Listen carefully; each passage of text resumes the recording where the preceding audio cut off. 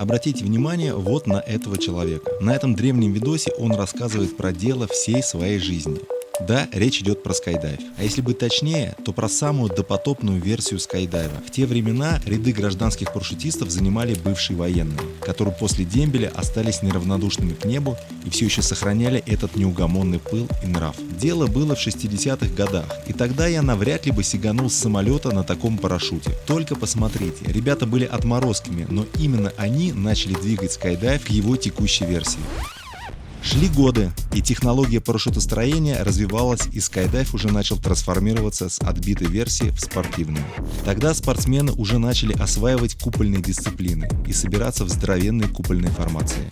Касаемо свободного падения, прогресс особо не выделялся, разве что самолеты стали подниматься гораздо выше, а парашютисты, падая на пузе, собирались в огромные формации. Так бы и собирались, пока в игру не пришли аэротрубы. Здесь-то и началось самое интересное, ведь в трубе за пару недель можно было натренить то, что олдовые парашютисты тренировали годами. Простору и фантазии не было границ, и молодые скайдайверы из трубы начали исполнять небывалую дичь прямо под носом у старой школы. Тогда же и зародились всякие фристайл-дисциплины и соревнования по ним. Спустя время, в момент, когда вот таких высокоскилловых скайдайверов набралось уже критическое количество, они начали кучковаться и прыгать стайками, ну или, как говорят, прыгать во флочках. Окрестили такие прыжки углами, и вот эти углы на сегодняшний момент, пожалуй, самый модный, сложный и красивый вид фрифлай дисциплины в скайдайве. О них и будет мой сегодняшний рассказ. Короче, этот выпуск получился сугубо скайдайверским, но не спешите сливаться, ведь сегодня я вам поведаю про самую кайфовую дисциплину на максимально простом языке, ну и заодно про то, как у меня отказал парашют.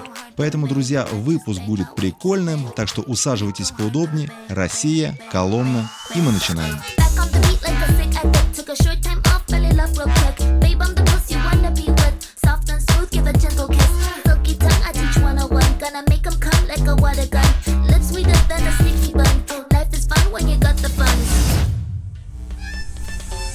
Чтобы вы не запутались, повторюсь, что сегодня мы будем разбираться про скайдайв-дисциплину, которую называют углами. Поэтому давайте расскажу план на текущий выпуск. Для начала мы разберем, что вообще называют углами, кто и где их начал летать, да и зачем. Мы попытаемся разобраться в том, как их летают, в чем ключевая фишка и сложность. Короче, в этом пункте мы разберем саму концепцию этих углов. Мы поймем, кто их летает у нас в России, познакомимся с комьюнити и текущими скайдайв-трендами. Мы отправимся в Коломну на дроп-зону и познакомимся с ребятами, которые являются представителями одного из ключевых угловых сообществ. Мы сами начнем учиться летать эти углы, без этого никуда. Ну и напоследок мы соберем в кучу все наши впечатления и поймем, чего же такого в этих углах классно. Вот такой нехитрый план, может по ходу еще что-нибудь расскажу интересного, так что предлагаю не тянуть, ну давайте уже начнем. Ну что, предлагаю сначала разобраться с тем, что называют углами. По своей сути, это свободное падение группы скайдайверов, стаи или, как говорят, флочки. Особенность этой группы в том, что она формируется и летит вокруг ведущего скайдайвера, который в свою очередь задает вектор горизонтального движения. Технически скайдайверы выводят свое туловище в определенный угол относительно горизонта, поэтому такие прыжки и называются углами. Это если по-простому. Теперь разбираемся, где и кто их начал летать. Исторически и технически сложилось так, что общемировой колыбелью скайдайва является Америка. С этим даже не нужно спорить. Вот вам пример. Пока я готовил этот выпуск, я был в шоке от объема дроп-зон в Америке. Просто открываем карты, пишем скайдайв и ищем по районам. Короче, страна кишит дроп-зонами. И скайдайв тут развит до невиданных нам объемов. Еще один факт. Половина всех парашютистов в мире — это американцы. Ну и как понимаете, нация интегрирована в скайдайв по самые помидоры. Ну и получается, что у пиндосов этот скайдайв уже почти вшит в генетический код. Отсюда именно они и являются двигателем скайдайв прогресса. Здесь и лежит ответ, кто и когда начал прыгать эти углы. На вопрос, зачем люди прыгают углы, я предварительно могу ответить. То, что видимо за тем, что это очень сложно и красиво. И прыжки углами — это само собой следующая ступень развития профессионального скайдайвера. Но думаю, что я детально отвечу вам на этот вопрос уже в конце выпуска, когда сам на своей шкуре попрыгаю и переживу этот любопытный экспириенс. Так, второй пункт. Сейчас я вам расскажу всю механику и концепцию этих углов, но во всяком случае так, как я ее понял. Еще раз, прыжки углами — это в первую очередь командные формации на высоких скоростях. И чем больше команды, тем сложнее эту формацию собрать и исполнить. Если накосячит один, формация может развалиться. Кстати, у нас в Коломне ребята прыгают формации табором аж по 15 человек, что на самом деле очень круто даже на международном уровне. Ну так вот, для участия в таких прыжках скайдайвер должен уметь летать и исполнять несколько базовых, но в то же время сложных элементов. Head-down — это полет вниз головой. На видосе это может показаться легким занятием, но на практике ничего подобного. Второй — стоя или head-up — это полет вверх головой. Но здесь немножко полегче, но хотя тоже непросто. Третье — нужно уметь тречить на пузе, здесь полегче. Пребывая в этих фигурах, скайдайвер должен поворачивать влево и вправо. Еще нужно уметь притормаживать и поддавать газу, так как нужно уметь находиться именно в своем месте в этой формации. Никак иначе. Ну и самое сложное, но самое красивое — это layout, то есть смена положения из хедапа в хеддаун и наоборот. На видео это все выглядит очень эпично, но по факту это очень сложно. Вроде базу вам объяснил, надеюсь, не перегрузил вас информацией. Теперь давайте закрепим услышанное на практике и разберем показательный прыг скайдайверов. Этим видосом со мной поделились ребята из одного из наших сообществ. Об этом сообществе я расскажу вам чуть позже, а пока вот вам зажигательный музон, смотрим. Вот под этот трек и будем смотреть весь полет. Как вы видите, ребята отделились и сразу же дубасят в одном векторе. Ведущим формации здесь выступает вот этот парень в красном. Кстати, его зовут Женя. О нем тоже чуть позже. Вся вот эта стайка, дальше я буду называть флочкой, образовалась вокруг Жени. Одна половина летит в хеддауне на спине, сам Женя и все за ним тречат на пузе. Как видите, Женя задает направление для всей флочки, и в данном случае ребята решают пойти по маршруту с поворотом. На видосе видно, как ведущий прямо рукой показывает остальным в сторону поворота движения. Конкретно в этом случае ребята решились пройтись по кромке облака, что очень наглядно демонстрирует горизонтальное смещение, повороты, да и саму скорость. Короче, круто. Теперь следующий видос. На нем прям показательно видно, как вся флочка делает лейаут, то есть в данном случае переворачивается с ног на голову. Вот эти лейауты очень сложные в исполнении, но если все же удается, то на выходе получается очень красиво. На самом деле дубасить с огромной скоростью и в сложных элементах, да еще рядом с друг другом, не только эффектно, но и как-то даже страшновато. Поэтому от себя выдвину гипотезу, что при подобном удачном прыге все участники формации получают здоровенный такой заряд эмоций и дофамина. И скорее всего оно этого стоит.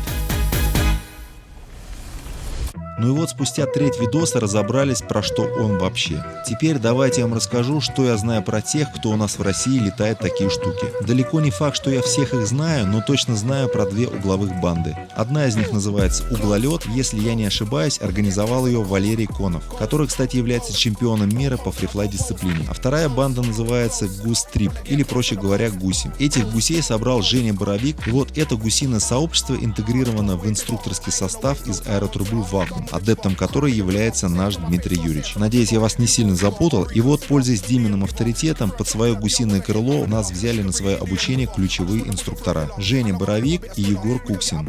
Короче, одним прекрасным летним днем мы отправились в Коломну, чтобы попытаться научиться летать в этих флочках, так же, как ребята. Разумеется, на основательную тренировку таких полетов нужно пройти немало кемпов у этих ребят. Но давайте посмотрим, что у нас получилось сделать за эти несколько дней. Close, when I get close on the coast, ghost, don't post and I don't post, close, when I get close on the coast, ghost. Так, ну что, друзья, сегодня мы находимся в Коломне, и мы сегодня будем рассказывать про углы. Для этого мероприятия мы подтянули моего доброго старого друга, нашего кореша Егора Куксина, который многократный чемпион России, и он конкретно очень плотно и тесно занимается углами в нашей стране. Поэтому, Егорыч, пожалуйста, давай начнем с чего-нибудь простого. Так, пока мы не начали с чего-то простого, давайте я вам представлю нашего инструктора. Прошу любить и жаловать, Егор Куксин. Не скайдайвер, машина. Летает в углах как Боинг. А что касается СВУ, приземлений, мое почтение. Да что далеко ходить, давайте глянем профиль, пишем СВУП и горкой, читаем. Профессиональный атлет, инструктор как в небе, так и в аэротрубе. Трижды чемпион национальных соревнований, ну и судя по видосам, действительно шарит за полеты углами. Короче, парень супер скилловый, он-то и проведет нам вводный курс в эту фантастическую дисциплину. Встречайте. Пожалуйста, давай начнем с чего-нибудь простого. Вот мы Вот парашютисты, у которых там, я не знаю, 800 прыжков, и мы вот решили начать летать в углы. Как это вообще вот происходит? С чего начинается все? Мы начнем с плоского угла. Да, то есть не будем сразу вдавливать туда вот 45 градусов, а начнем достаточно с простого, буквально стречки. Отделение будет тоже не сразу на голову, не скоростное, а чтобы вам поэтапно разделить и понимать в целом, как более стабильно. Непонятно, Ну, очень интересно. Ну ладно, это мы с Юричем начали конючить. На самом деле процесс обучения начинается с довольно простых действий. Конкретно миссия Егора заключалась в том, чтобы научить нас грамотно отделяться в поток. Ведь на высокой скорости воздух чувствуется как вязкая субстанция. Высуньте руку из машины, и вот вам пример. И для того, чтобы собраться в формацию, нужно грамотно отделиться от самолета и не потеряться в потоке. Короче, Егор сначала на земле выдал нам всю теоретическую базу, с чем, на мой взгляд, справился блестяще. Ну а затем мы побежали закреплять все полученные знания на практике, то есть грамотное отделение и сбор в формацию. На начальных этапах мы летали с меньшим углом, не развивая высокую горизонтальную скорость. Ну что ж, давайте глянем, что у нас получилось.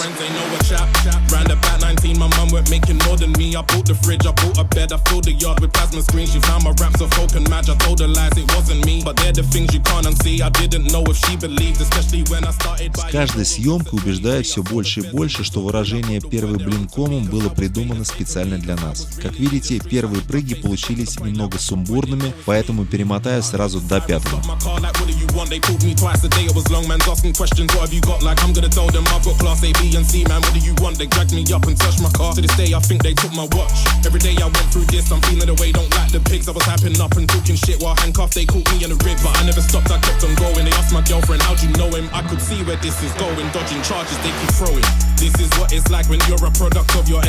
You hear different tones and different voices in your head.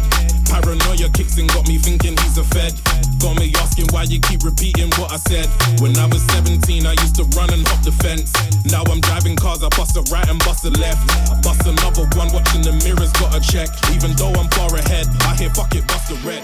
И вот так Егор прыг за прыгом вносил корректировки. Для вас, наверное, все эти прыжки выглядят одинаково, но для меня прогресс очень сильно чувствовался. Методика обучения не хитрая, назначили задание, прыгнули, посмотрели видос, внесли коррективы и пошли прыгать заново на новое задание. А теперь давайте покажу, что будет, если кто-то из формации врежется в соседа.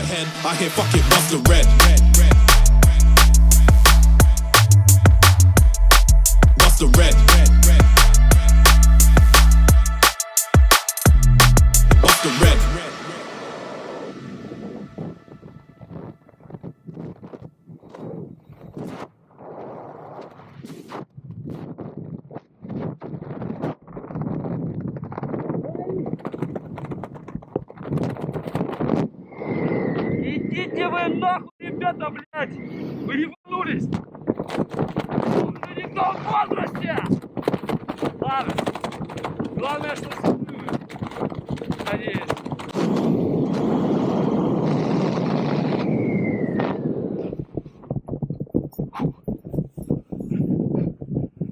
Давай, Вячеславович, надеюсь, ты живой.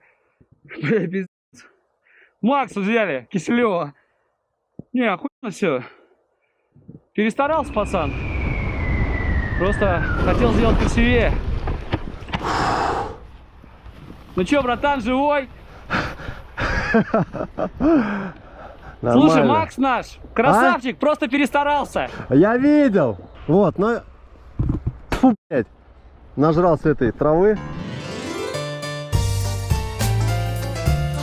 Ну, в общем-то, наше обучение было в самом разгаре, и по текущему опыту могу сказать, что эти полеты углами проходят на каких-то тонких материях. Ну, то есть, чтобы дубасить их в здоровенных формациях, нужно эту формацию, как и поток, прям ощущать нутром, что у нас с Димоном совершенно не получалось. Короче, Серег, ради этого прыжка стоило сюда ехать. Финалочка у нас сегодня была вообще зачетная. То есть, в принципе, должно было так произойти. Да? Вот пригласили товарища, профессионального, Воздушного оператора. будущую звезду. Звезду. Вот, ну и... Красава. В общем, Сняли с него все обязательства, сказали, просто сделай красиво, он сделал. Завтра интересный день. Ты с нами? Все, ребят, до завтра. Сами видите, красота. Можно я, пацаны? Никто не против? давай.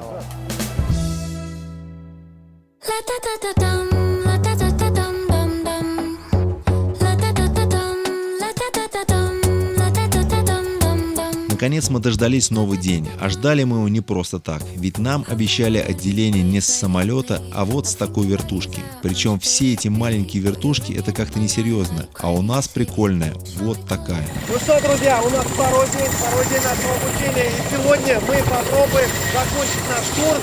И прыгнуть с этой штуки. На этой вертолете. В общем, будет интересно, оставайтесь с нами.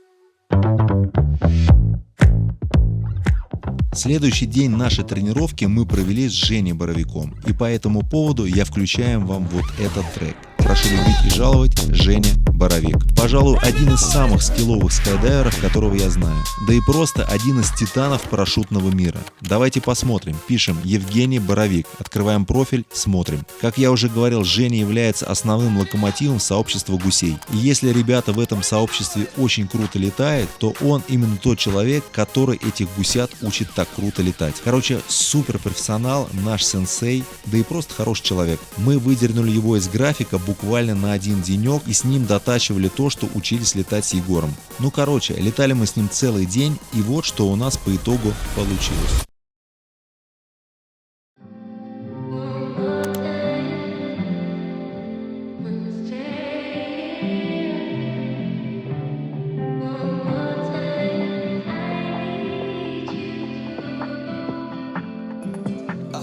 Подытожив все это, я могу сказать так. Полеты в углах – это удивительное ощущение. Словно ты возвращаешься в детство и летишь с друзьями на санках по ледяным горкам. Или в солнечный день в парке аттракционов ты несешься на таких длинных цепочках на карусели. Ветер мягко обнимает тебя и подхватывает под руки. И ты летишь словно птица. Облака становятся пушистыми, и ты можешь до них дотянуться рукой. И весь мир внизу кажется таким маленьким. В этот момент тебя охватывает нечто волшебное и незабываемое. И это невероятное счастье. Красиво, да? Но так происходит не всегда. Еще бывает вот так. Разбежка, высотник пищит, что пора открываться, ты кидаешь медузу, выходит купол и начинает тебя носить по небу в неуправляемой центрифуге. И в этот момент, когда время останавливается, ты думаешь, а ведь неплохо мы зафиналили наш выпуск. Дергаешь правую подушку, и купол улетает в небо. Видео с моей отцепкой я запустил в Телеграме. Да, друзья, знаю, что не всем это нравится, но, пожалуйста, не сердитесь. Вы мне очень нужны в телеге. Сами понимаете, что происходит с Ютубом. Ссылку я оставил под этим видео. Всех обнял, берегите себя, увидимся.